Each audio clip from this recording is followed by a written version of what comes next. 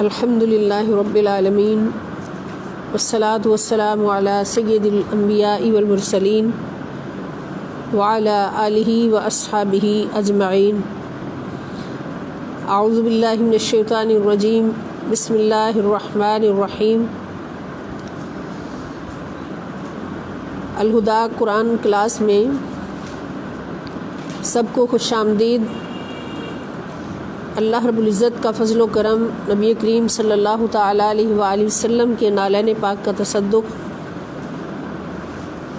کہ ہم قرآن انسائکلوپیڈیا سے فیضیاب ہونے کے لیے آج الہدایہ قرآن کلاس میں حاضر ہیں۔ اللہ پاک سے استقامت کی دعا کرتے ہیں، اللہ پاک ہمیں اس راستے پر مستقیم رکھے، آخری دم تک بھی قرآن سے فیض حاصل کرتے کرتے ہم اس دنیا سے جائیں اور قبر میں اتریں تو قرآن والے بن کر، مصطفیٰ والے بن کر اتریں۔ تو ہمارا ٹاپک جو چل رہا ہے، سب سے پہلا ٹاپک قرآنی انسائکلوپیڈیا کے حوالے سے دورہ قرآن کریم، وجود باری تعالیٰ پر دلائل، جس میں سب سے پہلا ٹاپک ہم نے پڑھا تھا کہ کائنات کو عدم سے وجود میں لانے سے دلائل، استدلال، اور دوسرا ٹاپک جو کل ہم نے ختم کیا تھا اس کا موضوع کائنات کی با مقصد تخلیق سے استدلال، یعنی اللہ پاک نے جو کچھ بھی پیدا فرمایا ہے، ہر تخلیق کے پیچھے ایک بہت بڑا مقصد ہے۔ اور آج تیسرا موضوع، اسی موضوع کے ذیل میں وجود باری تعالیٰ پر استدلال اصل موضوع ہے، تو اس کے ذیل میں آج تیسرا موضوع جس کے تحت ہم نے آیات قرآنیہ کو سیکھنا ہے، دیکھنا ہے، سمجھنا ہے، تو وہ موضوع ہے تسخیر کائنات سے استدلال۔ یعنی اللہ پاک نے اس کائنات کو انسان کے لیے تسخیر کیا، مسخر کیا۔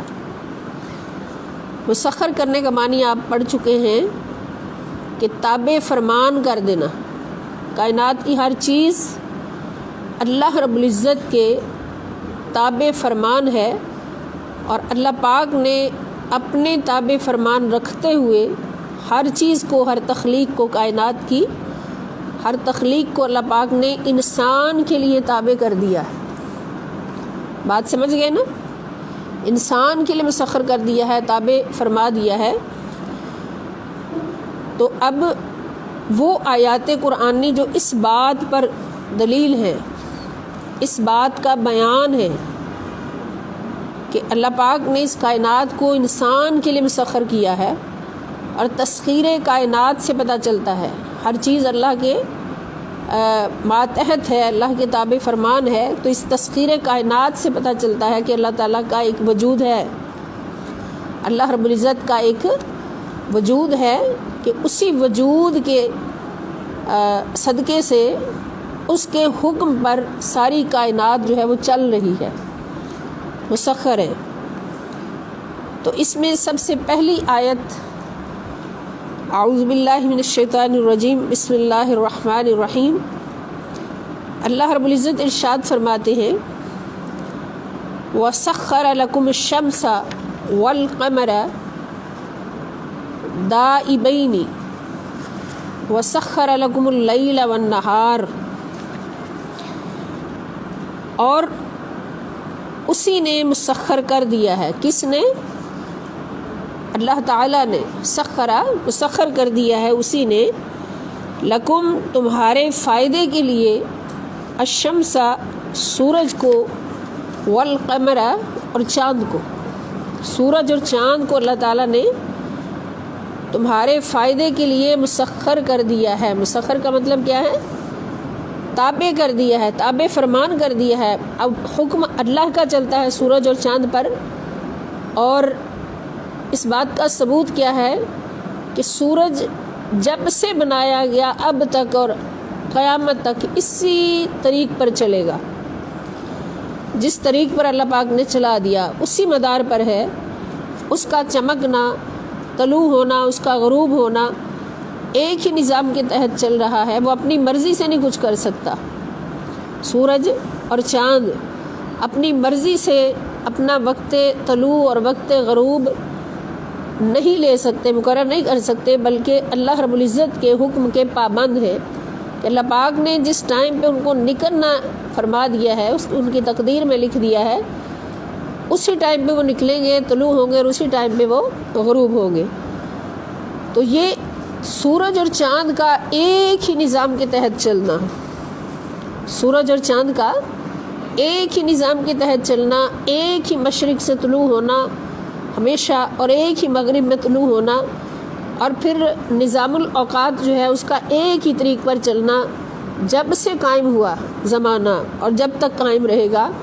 تو یہ اس بات کی دلیل ہے کہ اس نظام کو چلانے والی کوئی ایک ہستی ہے۔ جیسے بچپن سے ہم پڑھتے آ رہے ہیں کہ اگر دو خدا ہوتے تو ایک خدا کہتا کہ میں سورج مشرق سے نکالوں گا اور دوسرا خدا کہتا کہ میں سورج مغرب سے نکالوں گا، تو پھر دونوں میں جھگڑا رہتا، کائنات تو ہمیشہ فساد کا شکار رہتی۔ تو پوری کائنات کا ایک ہی نظام چلنا، ہمیشہ سے ایک ہی نظام چلنا، تو یہ اس بات کی دلیل ہے کہ اللہ ایک ہے اور اللہ کا وجود موجود ہے۔ یہ وجود باری تعالیٰ پر دلیل ہے، سورج اور چاند کا ایک ہی طرح سے ایک ہی نظام پر قائم رہنا۔ تو اور وَسَخَّرَ لَكُمُ اللَّيْلَ وَالنَّهَارَ، اور مسخر کر دیا ہے تمہارے لیے رات اور دن کی گردش کو بھی، تمہارے نظام حیات کو درست رکھنے کے لیے رات اور دن کو بھی ایک نظام کے تابع کر دیا ہے۔ مسخر کرنے کا مطلب کیا ہوا؟ ایک نظام کے تابع کر دینا، ایک نظام بنا دینا، اور اسی نظام کے تحت اس کا چلنا جس کو مسخر کیا ہے۔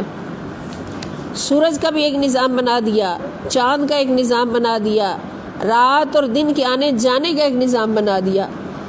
تو ایک ہی نظام کے تحت جو سارا پروگرام چلتا ہے کائنات کا، تو اس سے پتہ چلتا ہے کہ ایک وجود ہے باری تعالیٰ کا جو اس نظام کو ایک ہی طریقے پر چلا رہا ہے۔ وجود باری تعالیٰ پر اس پر یہ دلیل ہے۔ اور پھر اللہ پاک فرماتے وَآتَاكُم مِّن كُلٍّ مَا سَأَلْتُمُوهُ، وَآتَاكُم، اور اس نے تمہیں عطا کر دیا ہے، من کل، ہر چیز، ما سألتموہ، جو کچھ بھی تم نے اللہ سے مانگا، جو چیز بھی تم نے اللہ تعالیٰ سے مانگی ہے اللہ پاک نے وہ ہر چیز تمہیں عطا فرما دی ہے۔ وَإِن تَعُدُّوا نِعْمَةَ اللَّهِ، وَإِن، اور اگر تعدوا، تم شمار کرنا چاہو، نعمت اللہ، اللہ تعالیٰ کی نعمتوں کو، اگر تم اللہ کی نعمتوں کو شمار کرنا چاہو، لا تحصوها، لا نہیں، تحصو، تم شمار کر سکتے ان کو پورا پورا، ہا کے معنی وہ نعمتیں، ہا کی ضمیر نعمتوں کی طرف، اگر تم اللہ تعالیٰ کی نعمتوں کو شمار کرنا چاہو تو کبھی بھی پورا پورا شمار نہیں کر سکتے۔ یعنی اس سے مراد کیا ہوا کہ اللہ پاک نے تمہیں ہر وہ چیز دے دی ہے جو تم نے خدا سے مانگی۔ اب ہم سوچیں کہ ہم نے کیا مانگا، تو جو اس بدن کی ضرورت تھی، جو اس انسان کو اگر اللہ پاک نے اشرف المخلوقات پیدا فرمایا تو اس میں اللہ رب العزت کی اتنی محبت ہے جس کا ہم اندازہ بھی نہیں کر سکتے انسان کے ساتھ، اور پھر انسان کو احسن تقویم کا مقام عطا فرمایا، تو اس کے اندر اللہ پاک کی اتنی محبت ہے کہ جس کا ہم اندازہ نہیں کر سکتے، سوچ بھی نہیں سکتے، ہماری سوچ بھی اس مقام تک نہیں جا سکتی جہاں جتنی اللہ پاک کو اس انسان سے محبت ہوئی اور ہے۔ گویا انسان اللہ کی محبوب ترین مخلوق ہے، تو اس محبوب کو جب اللہ پاک نے پیدا کیا تو پھر جو جو اس کی ضرورت کا سامان تھا وہ بھی سارے کا سارا پیدا کیا. یعنی جو کچھ ہم اپنی ضرورت کے لیے اللہ تعالیٰ سے مانگ سکتے تھے، جس چیز کی ہمیں ضرورت تھی، مانگنا ہی خدا سے تھا، تو وہ سب کچھ اللہ پاک نے ہمیں عطا فرما دیا. اس جسم کو بنانے کے بعد، اس میں روح ڈالنے کے بعد جو جو اس کی طلب تھی، ما سألتموہ سے مراد کیا ہوا کہ جو جو اس کی طلب تھی، احسن تقویم، اشرف المخلوقات انسان کی، اللہ پاک نے وہ ہر چیز عطا فرما دی ہے. اور وہ کچھ عطا فرمایا ہے کہ جس کی تم گنتی شمار کر ہی نہیں سکتے. جس کا ہم گنتی شمار ہی نہیں کر سکتے، تو کیا وہ ہمارے احاطہ علم میں آ سکتی ہیں چیزیں؟ کیا ان کو ساری چیزوں کو ہماری آنکھیں دیکھ سکتی ہیں؟ ہمارا دل محسوس کر سکتا ہے، ہماری عقل محسوس کر سکتی ہے، جن کے بارے میں اللہ پاک فرماتے ہیں کہ ان پوری چیزوں کو تم شمار ہی نہیں کر سکتے. ہماری نگاہوں میں آ سکیں گی تو شمار کر سکیں گے. تو یہ بھی انسان کے ساتھ اللہ تعالیٰ کی وہ محبت ہے جس کا انسان تصور بھی نہیں کر سکتا. ذرا ان ساری محبتوں کو ذہن میں رکھیں اور پھر دیکھیں کہ اللہ پاک نے ہمیں کتنا بڑا اپنا محبوب بنا کر پیدا کیا، اور ہم اس کا صلہ کیا دیتے ہیں.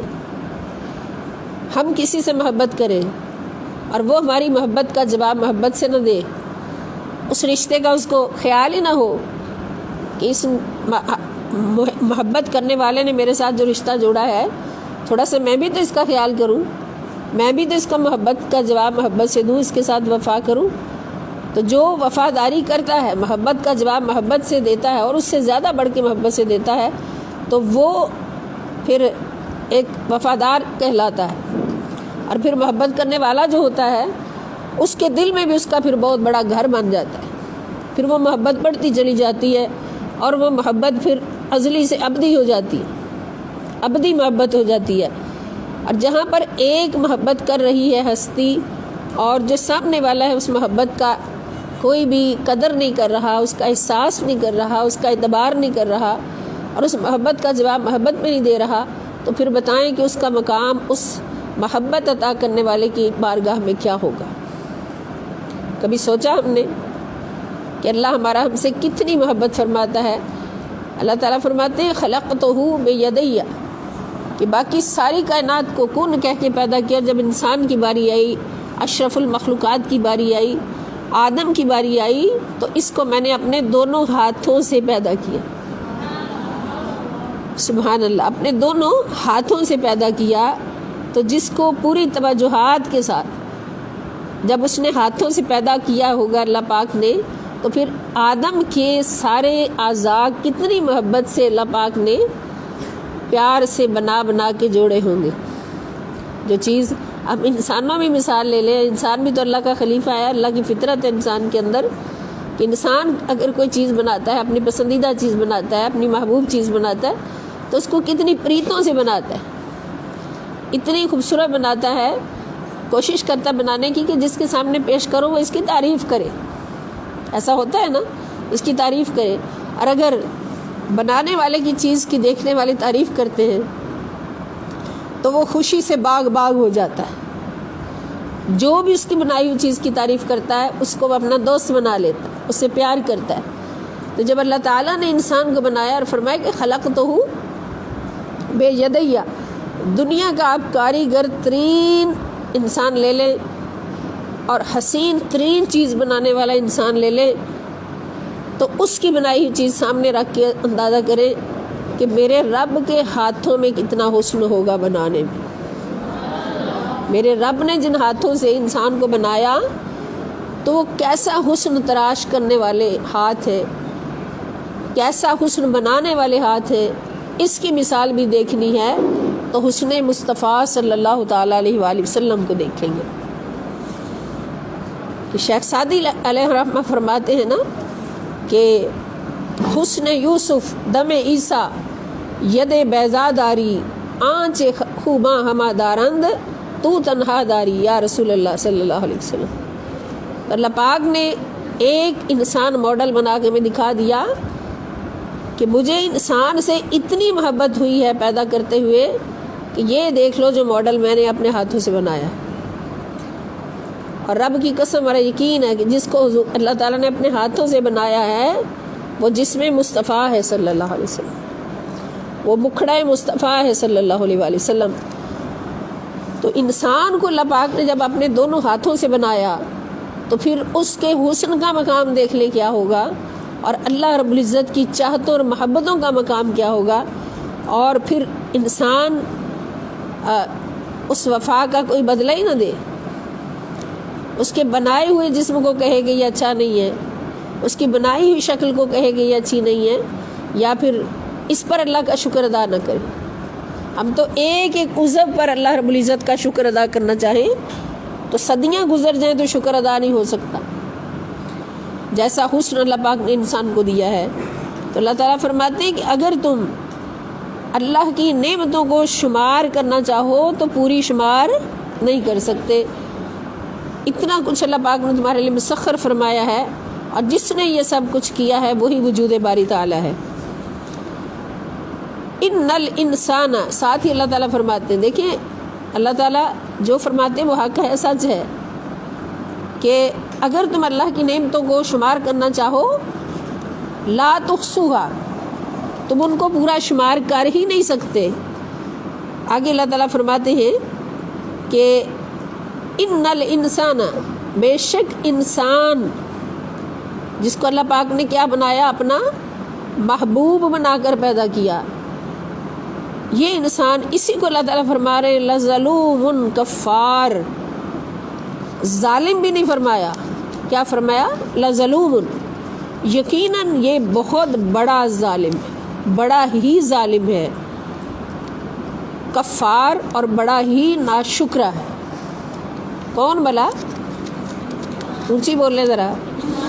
ہاں، انسان بڑا ہی ظالم ہے اور بڑا ہی ناشکرہ ہے، اس لیے کہ یہ میری وفاؤں کو یاد ہی نہیں کرتا، یاد ہی نہیں رکھتا۔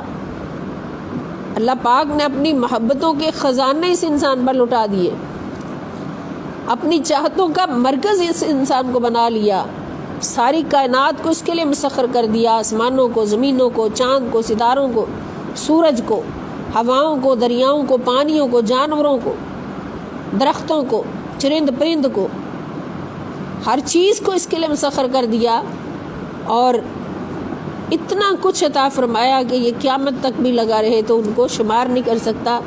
لیکن یہ انسان صرف گھٹیا دنیا کی خاطر، گھٹیا دنیا کو پانے کے لیے اللہ رب العزت کی اتنی بڑی محبت کو ٹھکرا بیٹھا،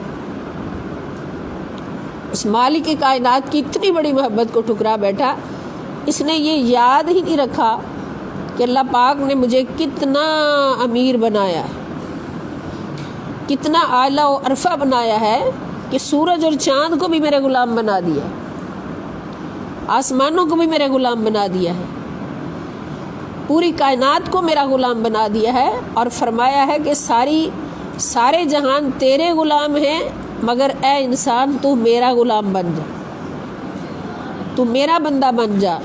تو اگر ایک انسان اللہ کا بندہ بن جاتا ہے تو پھر کیا ہے کہ سارے جہان اس کے غلام ہیں۔ علامہ اقبال نے فرمایا نا، قرآن کا ترجمہ ہی، قرآن کی تفسیر، کہ کی محمد سے وفا تو نے تو ہم تیرے ہیں۔ اللہ تعالیٰ فرماتے، حضور علیہ السلام کو ہمارے سامنے ایک ماڈل بنا کے رکھا کہ اس کی اطاعت کرنی ہے، اس ہستی کی تو میری اطاعت ہوگی، اس ہستی کے ساتھ دوستی ہوگی تو میری دوستی ہوگی، اس ہستی کے ساتھ وفا ہوگی تو وہ میری وفا ہوگی۔ اور ساتھ ایک فیصلہ لکھ دیا، کیونکہ اس ہستی نے جس محبت سے اللہ تعالیٰ نے انسان کو نوازا تھا، اس محبت کی وفا کا حق ادا کر کے دکھایا۔ اس محبت کی وفا کا حق کس نے ادا کیا؟ محبوب خدا محمد مصطفیٰ صلی اللہ علیہ وسلم۔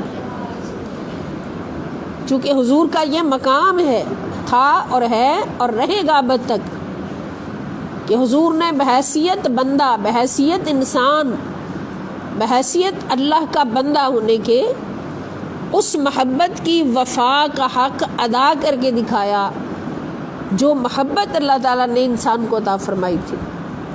تو اللہ پاک نے فرما دیا کہ اس بندے کی محبت میری محبت ہو گئی، اس کی اطاعت میری اطاعت ہو گئی، اس کی ذات میرا در ہو گئی، اور اس کی دشمنی میری دشمنی ہو گئی. نعوذ باللہ.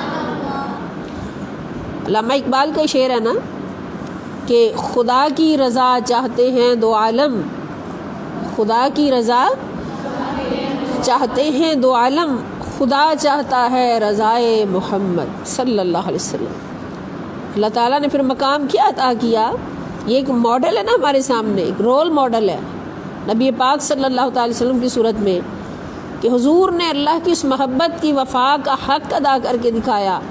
تو اللہ پاک نے فرما دیا کہ اب میرے اس نبی کا مقام یہ ہے، میرے اس بندے کا مقام یہ ہے کہ اگر یہ خوش ہے تو میں خوش ہوں، اگر یہ ناراض ہے تو میں ناراض ہوں. جو اس کا ہو گیا وہ میرا ہو گیا، جو اس کا نہ ہو سکا وہ میرا نہیں. تو کی محمد سے وفا تو نے تو ہم تیرے ہیں، یہ جہاں چیز ہے کیا، لوح و قلم تیرے، لوح و قلم تیرے ہیں. کہ میرا یہ بندہ بھی اس مقام پہ آ گیا کہ اس کی رضا میری رضا ہوگی، اس کی چاہت میری چاہت ہوگی. تو یہیں سے پھر آگے سنت چلتی ہے کہ جو نبی پاک صلی اللہ تعالی وسلم کی سیرت مطہرہ کی سنتوں کی پیروی کرے گا وہ اللہ کی دی ہوئی محبت کے ساتھ وفا کا حق ادا کرے گا، تو پھر وہ بھی اللہ تعالیٰ کا اسی طرح محبوب بن جائے گا. حضور علیہ السلام کا مقام تو سب سے اولا و اعلیٰ. حضور کی غلامی میں آنے والے جو حضور کی سنت میں چلتے ہوئے اللہ کی محبتوں کے ساتھ وفا کا حق ادا کریں تو ان کا بھی یہ مقام ہو جاتا ہے کہ اللہ پاک فرماتے ہیں جو ان سے پیار کرتا ہے وہ مجھ سے پیار کرتا ہے. یہ اولیاء اللہ کا مقام ہے، یہ صحابہ کا مقام ہے کہ جو ان سے پیار کرتا ہے وہ مجھ سے پیار کرتا ہے، اس لیے کہ انہوں نے میرے حبیب کو اپنا رول ماڈل بنا کر، محمد رسول اللہ صلی اللہ علیہ وسلم کا اپنا رول ماڈل بنا کر اللہ تعالیٰ کی محبتوں کے ساتھ وفا کا حق ادا کیا ہے اپنی استطاعت کے مطابق. تو جب بندہ حق ادا کرتا ہے اللہ کے ساتھ وفا کرنے کا تو پھر اللہ تعالیٰ اس کے ساتھ کیا وفا کرتے ہیں. علامہ اقبال کا ہی یہ فرمان ہے کہ خدا کی رضا چاہتے ہیں دو عالم، خدا چاہتا ہے رضائے محمد صلی اللہ علیہ وآلہ وسلم. اور اگلا شعر بڑا کمال کا شعر ہے کہ تماشا تو دیکھو کہ دوزخ کی آتش، تماشا تو دیکھو کہ دوزخ کی آتش جلائے خدا اور بجھائے محمد صلی اللہ علیہ وسلم، جلائے خدا اور بجھائے محمد صلی اللہ علیہ وآلہ وسلم. جو اللہ تعالیٰ کی جلائی ہوئی دوزخ کی آتش کو بجھا سکتا ہے اپنی مرضی سے، اللہ نے اس کو اختیار دیا ہے نا، اللہ نے اس کو اختیار دیا ہے کہ سونیا دوزخ کی آگ جلوانا میرا کام تھا، اس لیے کہ میں رب العالمین ہوں، میں نے عدل کرنا ہے اور تجھے رحمت بنا دیا ہے. عدل کا حق اپنے پاس رکھا ہے، رحمت کا حق تجھے دے دیا ہے، اپنی عطا سے تجھے بخش دیا ہے. اب تو چاہے جس کو چاہے اس کے لیے دوزخ کی آگ بجھوا بھی سکتا ہے. تو تماشا تو دیکھو کہ دوزخ کی آتش جلائے خدا اور بجھائے محمد صلی اللہ علیہ وآلہ وسلم. تو بات یہ ہے کہ جو اللہ رب العزت کی محبتوں کے ساتھ وفا کرتا ہے، ان محبتوں کو سمجھتا ہے اور ان محبتوں کے ساتھ مخلص ہو کر وفا کرتے ہوئے زندگی گزارتا ہے، تو پھر اللہ پاک اس کو مخلص بنا کے پھر اپنے در پہ بٹھا لیتے، فرماتے ہیں آؤ جس نے مجھ سے ملنا ہے وہ اس سے مل لو، یہ میرا ہی مظہر ہے دنیا میں. تو ایسے لوگ ہوتے ہیں کہ جن کو دیکھنا بھی اللہ کی عبادت ہوتا ہے، جن کی زیارت کرنا بھی اللہ کی عبادت ہوتا ہے. اللہ تعالیٰ باقاعدہ فرماتے ہیں کہ وَلَا تَعْدُ عَيْنَاكَ عَنْهُمْ، کہ اگر ایسی ہستیاں تجھے مل جائیں اے میرے بندے تو ان کے چہروں سے نظریں نہ ہٹایا کرو، اپنی نظریں ان کے چہروں پہ گاڑ کے رکھا کرو، اس لیے کہ ان کے چہروں سے بھی خدا ملتا ہے، ان کے چہروں کو تکنے سے بھی خدا ملتا ہے، اس لیے کہ انہوں نے خدا کے ساتھ وفا کی ہے۔ تو اب یہ مہینہ کون سا ہے جس میں ہم بار بار کہتے ہیں کہ آؤ کہ ہم حضور سے عہد وفا کریں، آؤ کہ ہم حضور سے عہد وفا کریں۔ اور عہد وفا یہی ہے کہ اللہ کو اپنا رب کہا ہوا ہے تو پھر اللہ کو رب ماننا بھی ہے، اس کے ساتھ وفا بھی کرنی ہے۔ تو اللہ تعالیٰ فرماتے ہیں جو اس بات کو نہیں سمجھتے وہ کون ہے؟ ان الانسان لظلوم کفار، کہ بے شک یہی انسان جس کو میں نے اتنا بڑا مرتبہ دیا، ساری کائنات کو اس کے لیے مسخر کر دیا، یہ بڑا ہی ظالم اور بڑا ہی ناشکرہ ہے، ناشکر گزار ہے۔ تو اس سے پتہ چلا کہ ناشکری کرنا اللہ تعالیٰ کی، ناشکری کرنا کیا ہوتا ہے؟ اللہ کی نعمتوں کو ٹھکرانا، نعوذ باللہ۔ کوئی چیز آپ کے سامنے آ جائے، آپ کہیں مجھے نہیں پسند، اللہ پاک معاف فرمائے کہ چیز اللہ پاک نے سبزی ہے، کوئی پھل ہے، کوئی کھانے کی چیز اللہ پاک نے ہمیں عطا فرمائے کھانے کے لیے، آپ کہتے ہیں مجھے نہیں یہ پسند، تو اللہ پاک فرماتے ہیں وہ کفار ہے، کافر ہے وہ جو یہ کہے کہ مجھے اللہ کی بنائی ہوئی یہ چیز پسند نہیں ہے۔ اسی طرح اللہ پاک نے جو احکام ہمیں عطا فرمائے، نواہی عطا فرمائے، کچھ کرنے سے روکا، کچھ کرنے کا حکم دیا، تو جس چیز سے اس نے روکا ہے اس کو ہم کر رہے ہیں، اور جس کا حکم دیا اس کو چھوڑ رہے ہیں، پھر یہ کیا ہوگا؟ یہ بھی کفار کے ضمن میں آئے گا، ناشکری کے موضوع میں آئے گا۔ تو اللہ تعالیٰ ہمیں ناشکر گزار ہونے سے بچائیں اپنی توفیق سے۔ یہ سورہ ابراہیم سورت نمبر 14، سورت ابراہیم سورت نمبر 14 آیت نمبر 33 اور 34، آیت نمبر 33 اور 34۔ دوسری آیت ہے، یہ ابھی تک ہم نے ایک آیت پڑھی ہے، دوسری آیت وَسَخَّرَ لَكُمُ اللَّيْلَ وَالنَّهَارَ وَالشَّمْسَ وَالْقَمَرَ وَالنُّجُومَ مُسَخَّرَاتٌ بِأَمْرِهِ إِنَّ فِي ذَلِكَ لَآيَاتٍ لِقَوْمٍ يَعْقِلُونَ۔ وَسَخَّرَ لَكُمْ، اور اسی نے مسخر کیا ہے تمہارے لیے، تابع فرمان کیا ہے تمہارے لیے، اللیل رات کو، والنہار اور دن کو، اور اسی نے تمہارے لیے رات اور دن کو مسخر کیا ہے، والشمس والقمر، اور سورج کو اور چاند کو مسخر کیا ہے، والنجوم، اور تمام ستارے، مسخرات بامرہ، اسی کی تدبیر سے نظام کے پابند ہیں۔ مسخرات کا مطلب نظام کے پابند ہیں، مسخر کا معنی آپ لکھ لیں، نظام کا پابند ہونا، بامرہ، اسی کی تدبیر سے، اللہ تعالیٰ کی تدبیر کے نظام سے پابند ہیں۔ ان فی ذالک، بے شک اس میں، لآیات، نشانیاں ہیں، لقوم یعقلون، اس قوم کے لیے جو عقل رکھتی ہے، یعنی عقل رکھنے والے لوگوں کے لیے نشانیاں ہیں۔ اس آیت مبارکہ کے اندر بھی اللہ پاک نے تسخیر کائنات سے اپنے وجود کی دلیل عطا فرمائی ہے کہ رات کو، دن کو، اور سورج کو اور چاند کو اپنے حکم کے پابند کیا ہے، اور ستاروں کو بھی ایک نظام کے تابع کر دیا ہے اپنی تدبیر سے۔ یہ اللہ کی تدبیریں ہیں نا، کہ ستاروں کا ایک نظام بنا دیا، ستاروں کا بھی ایک نظام ہے، کبھی ہم نے غور نہیں کیا، چاند اور سورج بڑے بڑے ہیں نا تو چلتے ہوئے ہمیں نظر آتے ہیں، ستارے جو ہیں ان میں بھی کچھ ستارے ایسے ہیں جو اپنی جگہ بدلتے ہیں، یعنی یہ جو پچھلے لوگ تھے جب ان کے پاس کوئی وقت کا اندازہ نہیں ہوتا تھا، سفر بھی پیدل ہوتے تھے، اور وقت کے لیے گھڑیاں نہیں تھیں جو ساتھ ہمارے پاس ہوتی ہے. تو اس وقت کیا کرتے تھے، ستاروں سے وہ پتہ کرتے تھے کب رات کے کتنے بجے کا ٹائم ہے. ستاروں سے کہ ایک ستارہ ہوتا تھا وہ ادھر سے طلوع ہوتا، تو جو وہ اوپر آتا جاتا تو اس سے وہ وقت کا اندازہ کرتے جاتے کہ اب 11 بج گئے، اب 12 بج گئے، اب 1 بج گیا ہے، اور سحری ہونے تک وہ ستارہ بالکل غروب ہونے کی جگہ پہ پہنچ جاتا تھا. تو اس طرح ستاروں کا بھی ایک نظام بنایا اللہ پاک نے.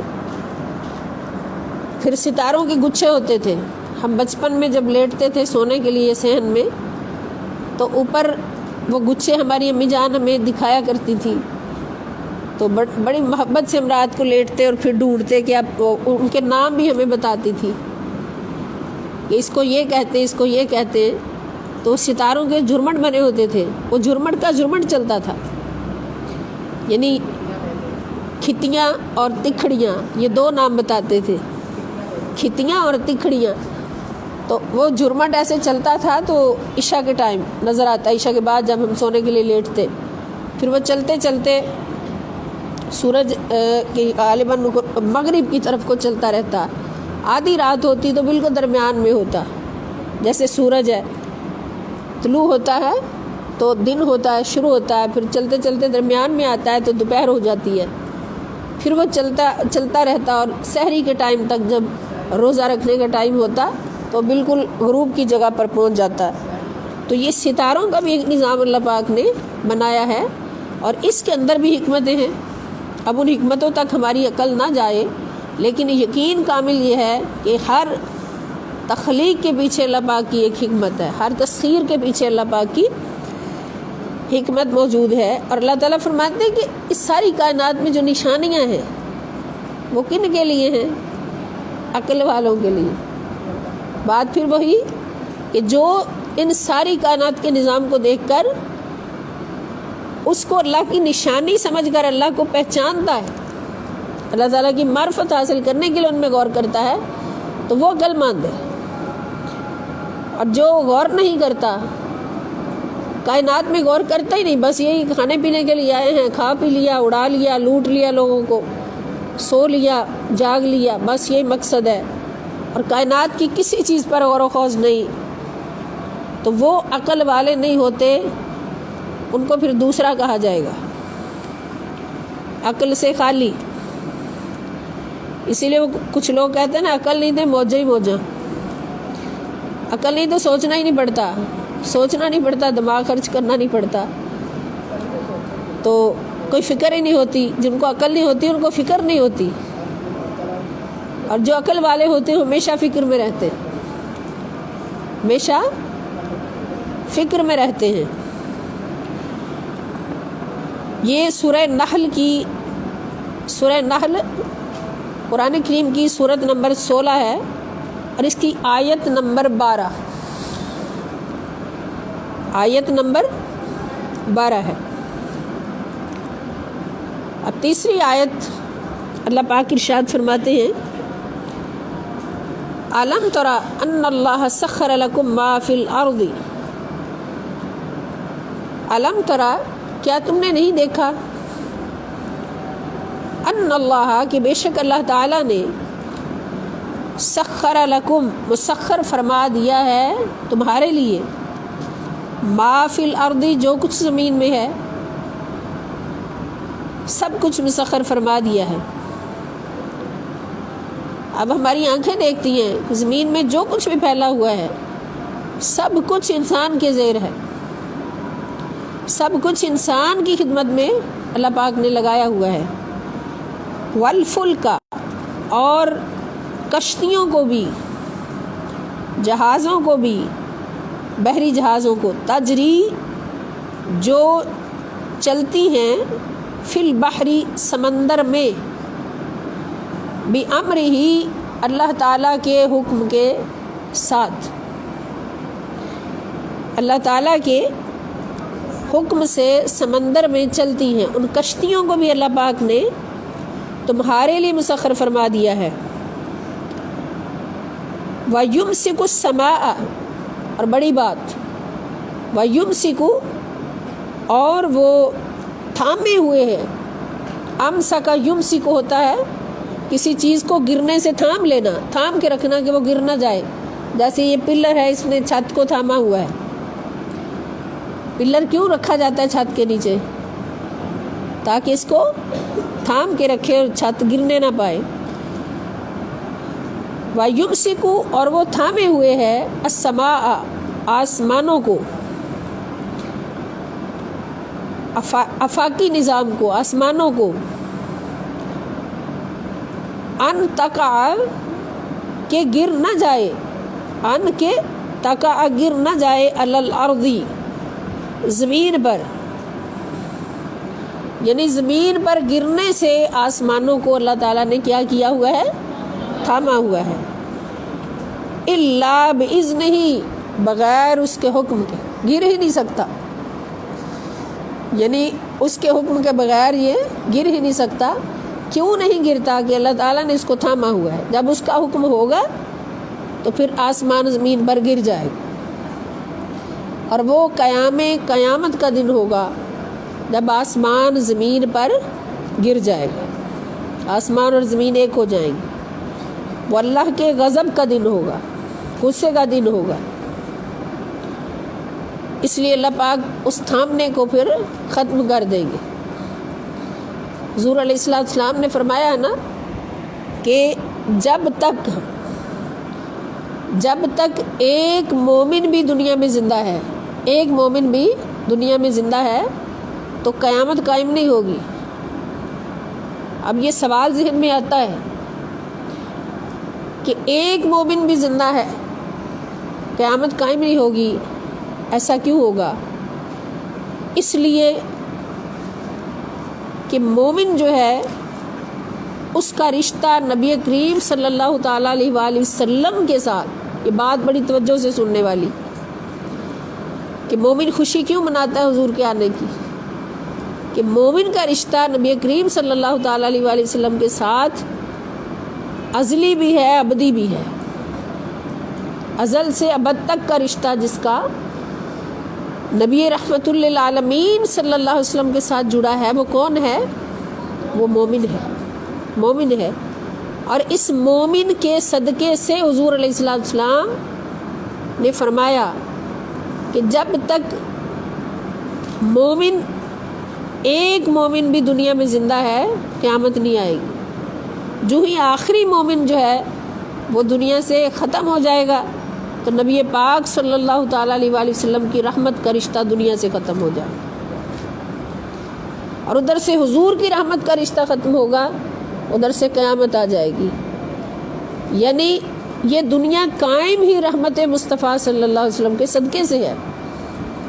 اور یہ بات اللہ پاک خود قرآن میں فرما رہے ہیں کہ ما کان اللہ لیعذبہم وانت فیہم، کیا میں مصطفیٰ صلی اللہ علیہ وسلم، میں رب العالمین ہوں، میرا کام ہے اس دنیا کو قائم رکھنا، رب ہوں کائنات کا. اور اس دنیا کو قائم کس کے صدقے رکھا ہے؟ وما ارسلناک الا رحمۃ للعالمین، تجھے رحمت للعالمین بنایا ہے تو تیری رحمت کے صدقے، تیرے ساتھ جڑے ہوئے رشتے کے صدقے، وانت فیہم، کہ تو ان میں موجود ہے، تیرے ساتھ جڑے ہوئے رشتے کے صدقے اس کائنات کو میں نے قائم رکھنا ہے، قائم رکھنا ہے. تو جس گھڑی جب تک اس کائنات کے ساتھ تیرا رحمت والا رشتہ جڑا ہے تب تک قیامت نہیں ہوگا.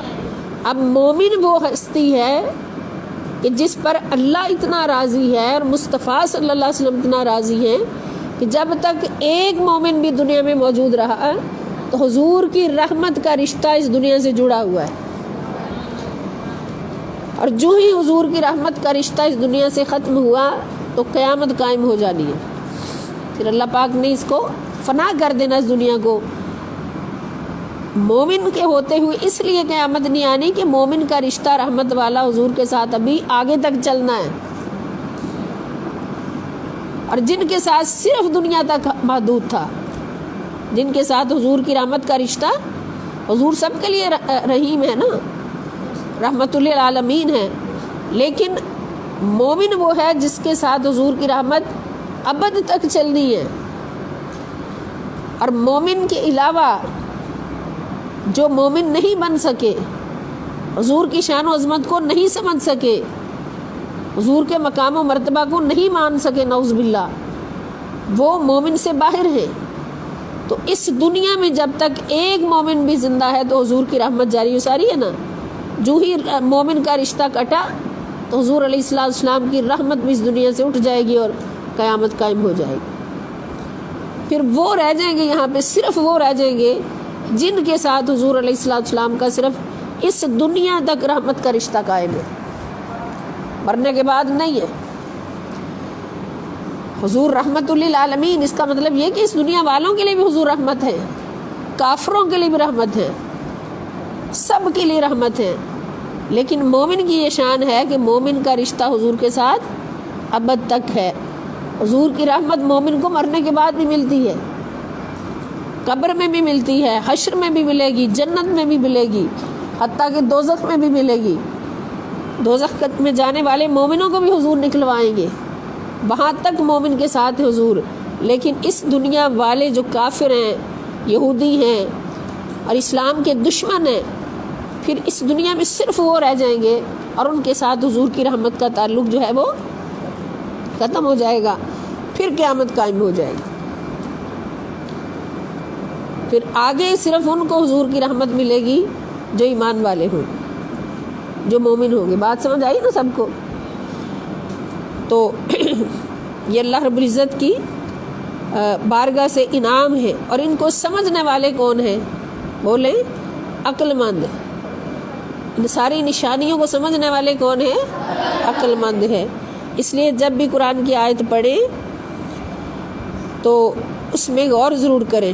تو اللہ پاک فرماتے ہیں کہ آسمان کو تھاما ہوا ہے کہ تاکہ وہ گر نہ جائے زمین پر، اپنے خلائی اور فضائی کروں کے ساتھ گر نہ جائے۔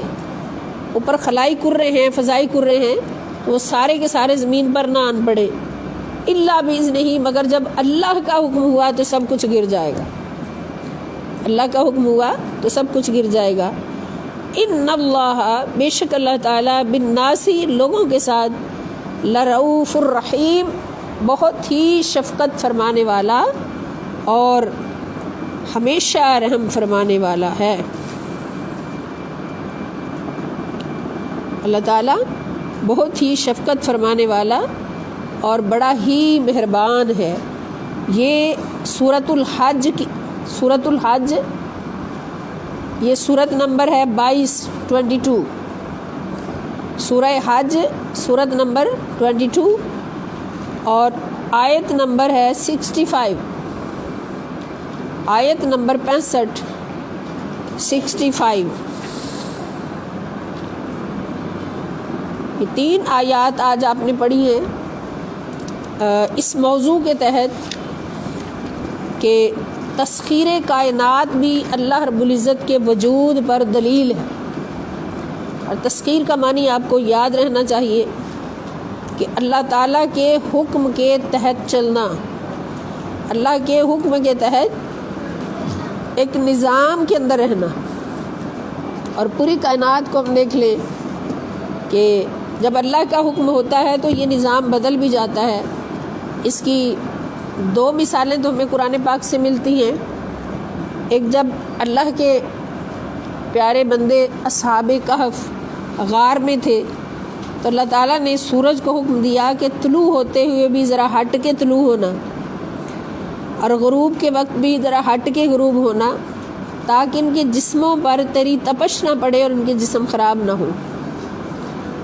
اپنے اولیاء کے لیے اللہ پاک نے سورج کی تقدیر کو بدلا، اللہ نے ان کے جسم کو مٹی سے بھی محفوظ رکھا، سورج کی شعاعوں سے بھی محفوظ رکھا، اور ان کو کروٹیں بھی بدلواتا رہا اللہ رب العزت۔ تو دوسری مثال ہمیں ملتی ہے کہ جب نبی کریم صلی اللہ تعالیٰ علیہ وآلہ وسلم نماز عصر کے بعد تشریف فرما تھے، حضرت علی کی گود مبارک میں اپنا سر مبارک رکھ کے آرام فرما تھے، تو حضرت علی نے بھی عصر کی نماز ادا کرنا تھی، اور حضور آرام فرما رہے تھے تو علی نے ایک طرف عصر کو دیکھا، نماز کو دیکھا، اور ایک طرف ادب محبوب خدا کو دیکھا صلی اللہ علیہ وسلم۔ حضور علیہ السلام کے ادب کو دیکھا، تعظیم کو دیکھا کہ حضور کو اگر اٹھاؤں، حضور کے آرام میں خلل ڈالوں تو علی یہ بہت بڑی بے ادبی ہے۔ یہ ہستی کون ہے؟ یہ اللہ رب العزت کا محبوب ہے، اور محبوب خدا صلی اللہ تعالی وسلم کے در کے ادب کو علی سے بڑھ کے کون جان سکتا ہے۔ اور دوسری طرف نماز ہے، نماز قضا ہو جائے گی تو اللہ تعالیٰ معاف فرما دیں گے، اس کی ادا ہو جائے گی، لیکن ادب مصطفیٰ صلی اللہ علیہ وسلم کی قضا کبھی معاف نہیں ہوگی۔